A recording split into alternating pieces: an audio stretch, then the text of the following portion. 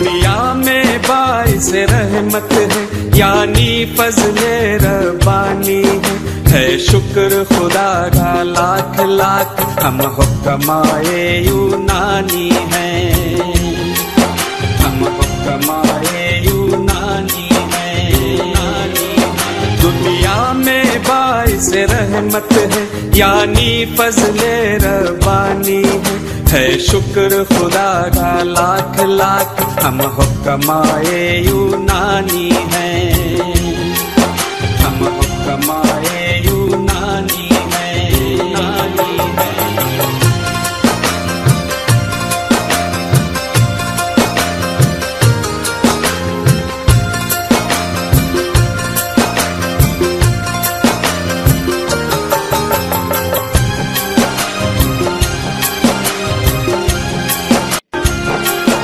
دنیا میں باعث رحمت ہے یعنی فضل ربانی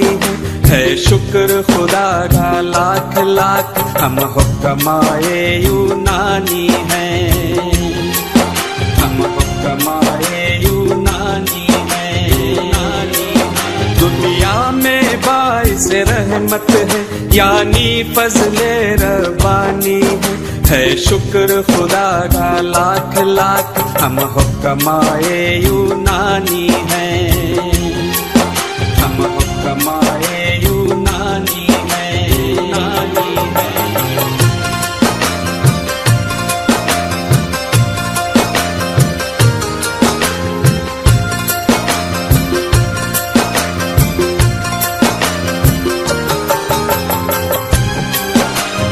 الرحمن الرحیم رب اشرح لی صدری ویسر لی امری واحلل عقدۃ من لسانی یفقہوا قولی صدق اللہ العظیم۔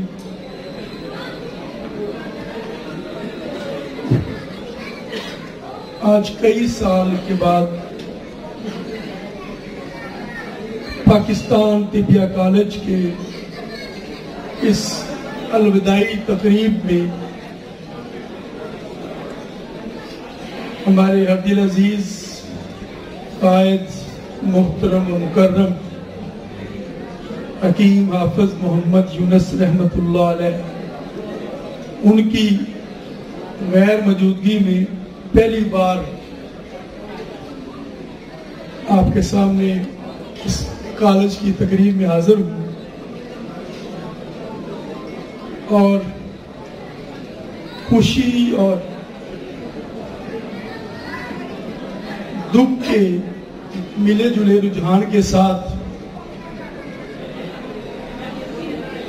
صدمہ اور دکھ اس بات کا کہ وہ جو ہر دل عزیز شخصیت تھی،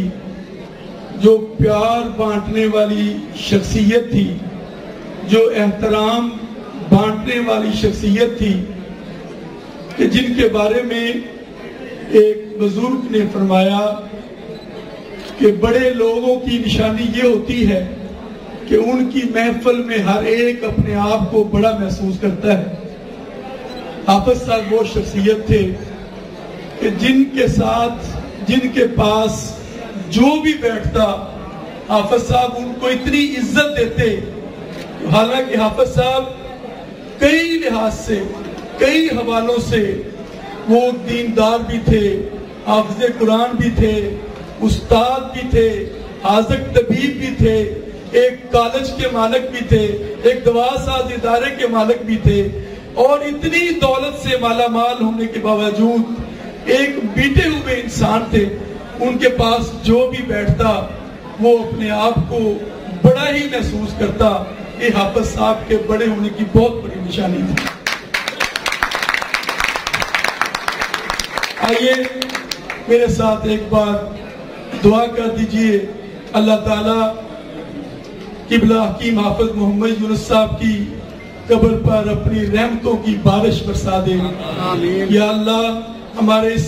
ہر دل عزیز جو محبوب ہمارے بزرگ تھے، اللہ تعالیٰ ان کی اگلی منزلیں آسان فرما دے۔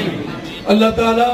یہ ہم سارے جو اس وقت ان کے شاگرد بھی بیٹھے ہوئے ہیں، ساتھی بھی بیٹھے ہوئے ہیں، یہ گواہی دیتے ہیں کہ وہ بہت اچھے انسان تھے۔ اللہ تعالیٰ اپنی رحمتوں سے نواز دیجیے، آمین۔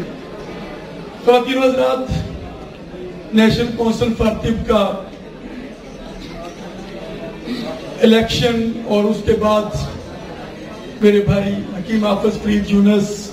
حکیم ذوالفقار علی زاہد، حکیم ضیاء اللہ فتح گڑھی صاحب آج آپ کے درمیان اراکین کونسل موجود ہیں، اور ہماری خوش قسمتی ہے کہ پاکستان بلکہ دنیا طب کا ایک بڑی ہستی اور شخصیت خانوادہ عبدالرحیم اشرف کے فرزند اور چشم و چراغ جناب حکیم ڈاکٹر زاہد اشرف صاحب آج ہماری اس تقریب میں صدر نشین ہیں، اور ان کی موجودگی میں آپ کے سامنے ہم کلام ہونے کا یہ اعزاز حاصل ہونا، اور پھر سٹیج پر یقین جانیے کہ حافظ فرید صاحب نے بہت گہرے نایاب، میں ایک ایک کا نام لوں تو شاید وقت کافی گزر جائے گا، بہت عظیم ہستیاں حال میں ادھر بھی موجود ہیں اور سٹیج پر ہی موجود ہیں۔ نیشنل کونسل فار طب، جس طرح میرے بھائی ذوالفقار علی زاہد صاحب نے بتایا کہ ایک ادارہ ہے جو اطباء اور حکومت کے درمیان ایک پل کا کردار ادا کرتا ہے۔ حکیم حافظ محمد یونس صاحب کی وہ محنت جس کی بدولت ہمارے جو قائدین مکرم ہیں جناب اقبال احمد کرشی صاحب، ڈاکٹر زاہد اشرف صاحب، حکیم منصور عزیز صاحب، ان بزرگوں کی سرپرستی، ان کا خلوص اور ان کی طب کے لیے شبانہ روز جو محنت اور کاوشیں ہیں، اس کی بدولت اطباء پاکستان نے پورے پاکستان میں پاکستان طبی کانفرنس کو فقید المثال کامیابی سے نوازا۔ یہ اور ہم چونکہ دین سے ہمارا تعلق اور یہی ہمارا اڑنا بچھونا اور دین ہماری رہنمائی کرتا ہے کہ یہ جب کامیابی ملتی ہے، کل جب آپ کسی مسند پر بیٹھتے ہیں تو پھر آپ کو کوئی تاج نہیں لگتے بلکہ آپ پر ذمہ داریوں کا بوجھ پڑ جاتا ہے۔ میں اپنے قائدین مکرم کی موجودگی میں آپ تمام طالب علم اور اطباء کرام کو یہ یقین دلاتا ہوں کہ جو آپ اطباء نے ہم پر اعتماد کیا ہے، جو طلباء نے ہم سے امیدیں وابستہ کی ہیں، انشاءاللہ میرے اللہ نے چاہا تو ان 5 سالوں میں ہم ایک بھی دن، ایک بھی لمحہ ضائع نہیں جانے دیں گے۔ ان 5 سالوں میں طب اور طبیب کے لیے ہم سے جو کچھ ہو سکا، ہم اپنی تن من دھن، یہ میں صرف الفاظ نہیں بول رہا، میں آپ کی عدالت میں اکثر حاضر ہوتا رہوں گا، اور آپ ہمیں پوچھ سکتے ہیں، ہم آپ کے سامنے جواب دے بھی ہیں۔ بس دعا کیجئے اللہ تعالیٰ ہماری ان کاوشوں کو قبول فرما لے، ہمیں کچھ کرنے کی توفیق دے دے۔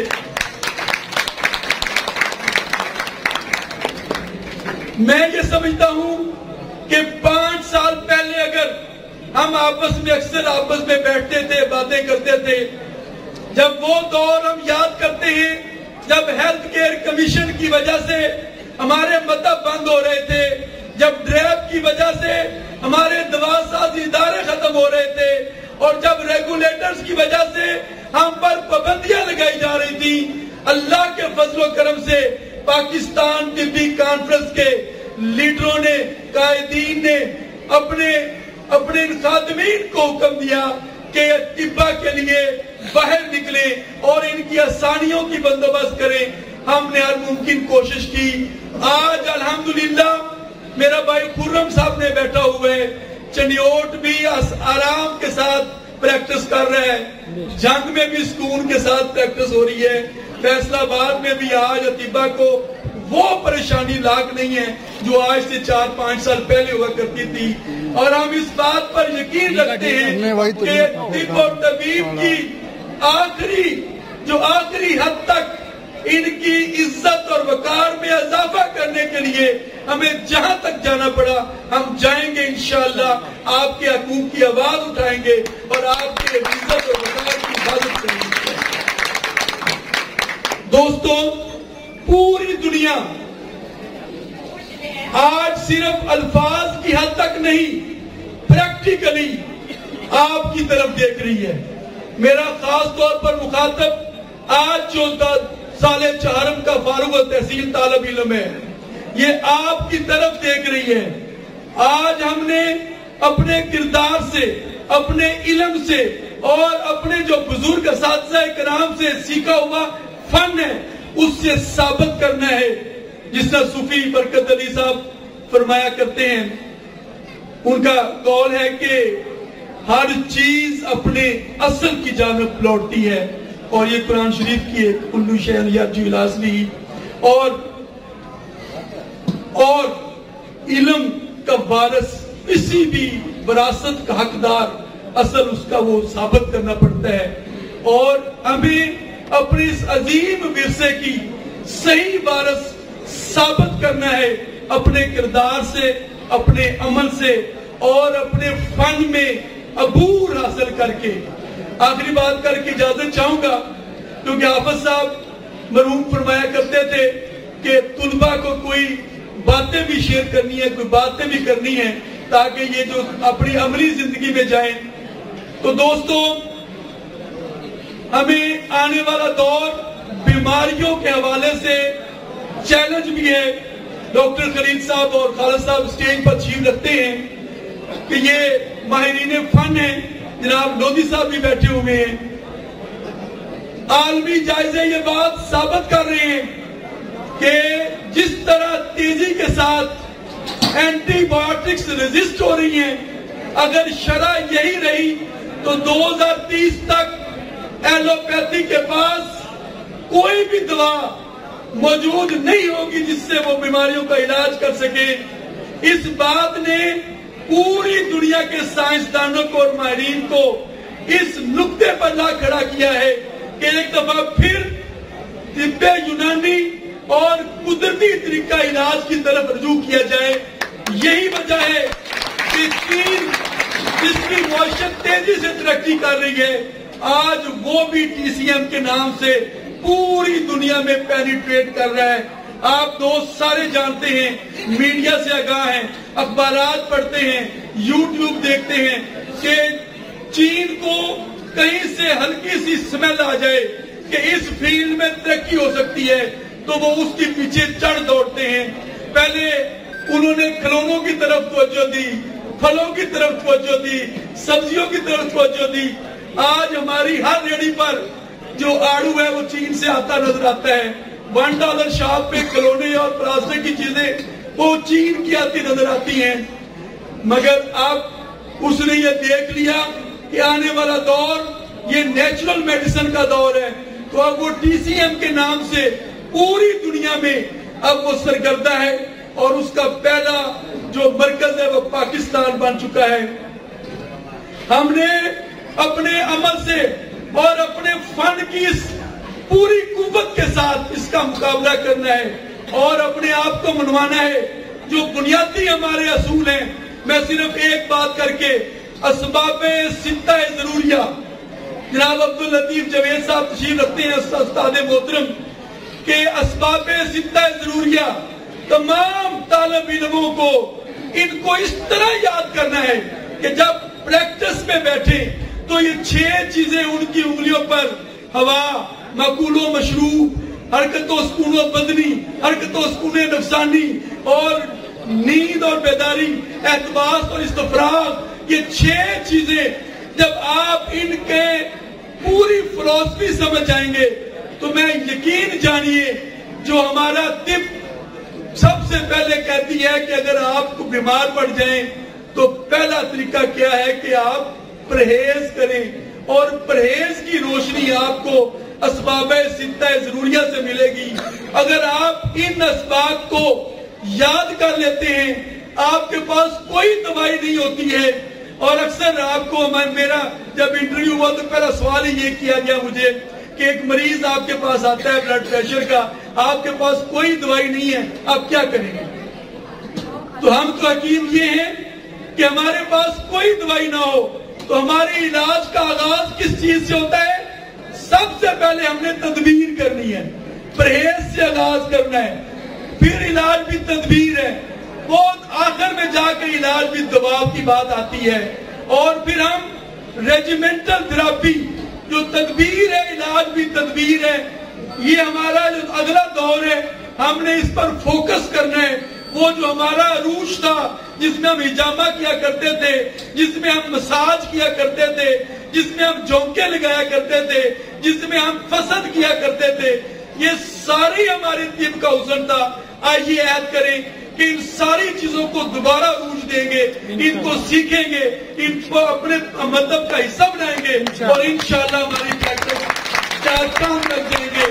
اور عبداللطیف جاوید صاحب اور اس حال میں موجود اساتذہ جناب لودھی صاحب سینہ چوڑا کر کے کہیں گے ڈاکٹروں کو کہ آئیے میرے شاگرد خرم کو دیکھیے کہ یہ اپنے مطلب پر بغیر دوائی کے مریض کیسے ٹھیک کر رہے ہیں۔